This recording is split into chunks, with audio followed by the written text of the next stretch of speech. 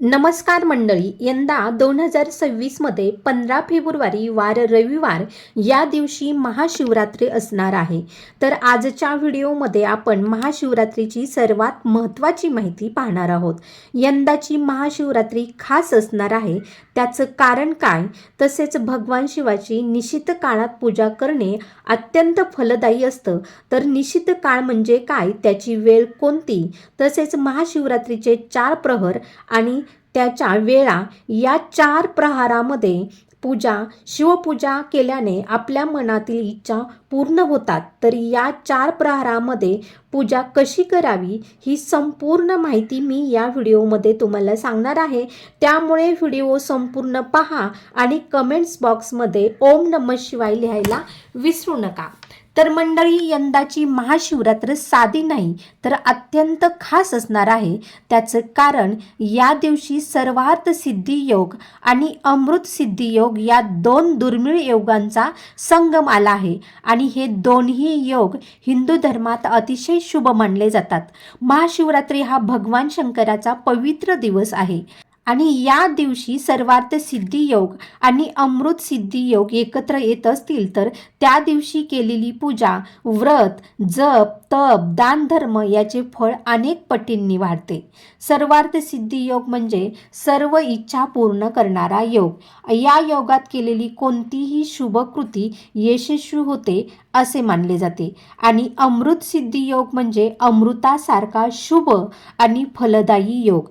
या योगामध्ये भगवान शंकराला बेलपत्र अर्पण करून रोगमुक्तीसाठी प्रार्थना, संकटात मुक्तीसाठी महामृत्युंजय मंत्र जप केल्याने हजारो पटींनी फळ मिळते.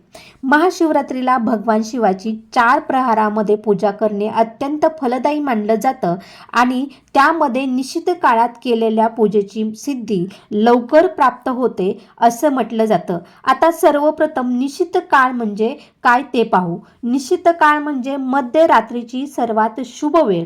रात्रीचे 4 प्रहर असतात, त्यात 3ऱ्या प्रहरातील अगदी मध्याचा भाग हा निश्चित काळ मानला जातो आणि याच वेळेला भगवान शिवाची पूजा केल्यास आपल्या मनातील इच्छा पूर्ण होतात. म्हणून या काळात भगवान शिवाची पूजा करायची आहे. जप ओम नमः शिवायचा मंत्राचा जप देखील करायचा आहे. निश्चित काळाची वेळ 15 तारखेला मध्यरात्री 12:28 पासून ते मध्यरात्री 1:18 असणार आहे. भगवान शंकराची महाशिवरात्रीच्या दिवशी निश्चित काळात पूजा करणे जितके महत्त्वाचे असते तितकेच महत्त्व 4 प्रहारामध्ये पूजा करण्याला सुद्धा असते. तर आता महाशिवरात्रीचे 4 प्रहर आणि त्यांच्या वेळा पाहूया.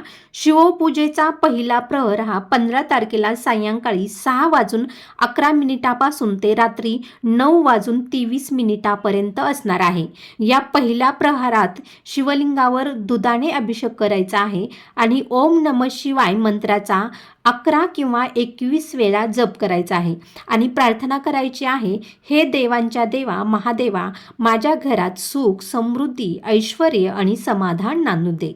आता शिवपूजेचा दुसरा प्रहर असा असणार आहे 15 तारखेला रात्री 9:23 पासून ते रात्री 12:35 असणार आहे. या प्रहारामध्ये शिवलिंगावर दही अर्पण करायचं आहे आणि शिवचालिसा किंवा शिवस्तोत्र सुद्धा म्हणू शकता. जर येत नसेल तर मोबाईल लावा किंवा ओम नमः शिवाय मंत्राचा जप देखील करू शकता. नंतर शिवपूजेचा तिसरा प्रहर हा 12:35 पासून ते पहाटे 3:47 असणार आहे आणि तिसरा प्रहर हा निश्चित काळ असतो. या प्रहारामध्ये शिवलिंगावर तूप अर्पण करायचं आहे, तसेच ओम नमः शिवाय मंत्राचा जप देखील करायचा आहे. आता महाशिवरात्रीचा शेवटचा प्रहर म्हणजे चौथा प्रहर हा 16 तारखेला असणार आहे, म्हणजे पहाटे 3:47 पासून ते सकाळी 6:59 असणार आहे आणि या प्रहारामध्ये शिवलिंगाला बेलपत्र, साखर, मध, पांढरी फुले अर्पण करायची आहेत.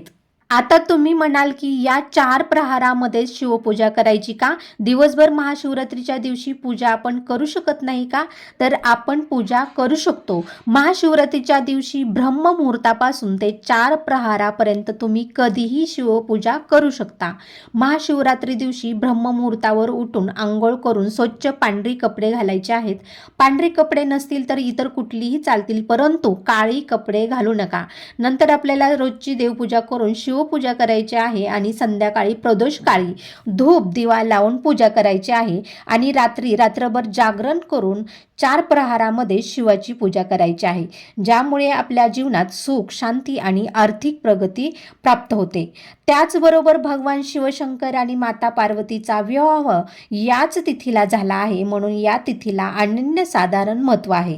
हिमालयाची कन्या पार्वतीने कठोर तपस्या करून भगवान शिवाला प्रसन्न केले. अखेरीस महादेवाने पार्वतीची परीक्षा घेऊन तिचा स्वीकार केला.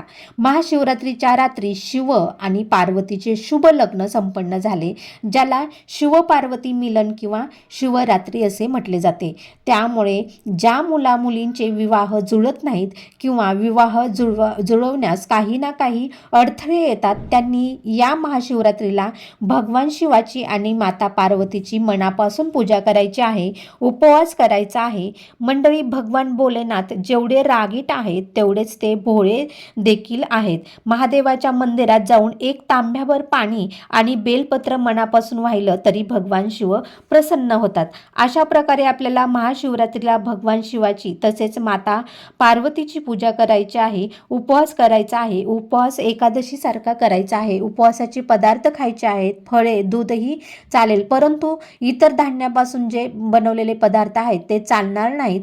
या दिवशी चांगलं आचरण करा, कोणालाही दुखवू नका, कोणाचा द्वेष, मत्सर करू नका, भांडू नका. दिवसभर ओम नमः शिवाय मंत्राचा जप करा आणि रात्री जागरण करून शिवाची पूजा करा. आपल्या सर्वांच्या मनातील इच्छा पूर्ण हो ही भोलेनाथा चरणी प्रार्थना. पुढील व्हिडिओ पाहण्यासाठी व्हिडिओला जास्तीत जास्त लाईक करा, आपल्या मित्रमैत्रिणींना शेअर करा आणि चॅनलवर तुम्ही नवीन असाल तर अमृतधारा या चॅनलला सबस्क्राईब करा. ओम नमः शिवाय.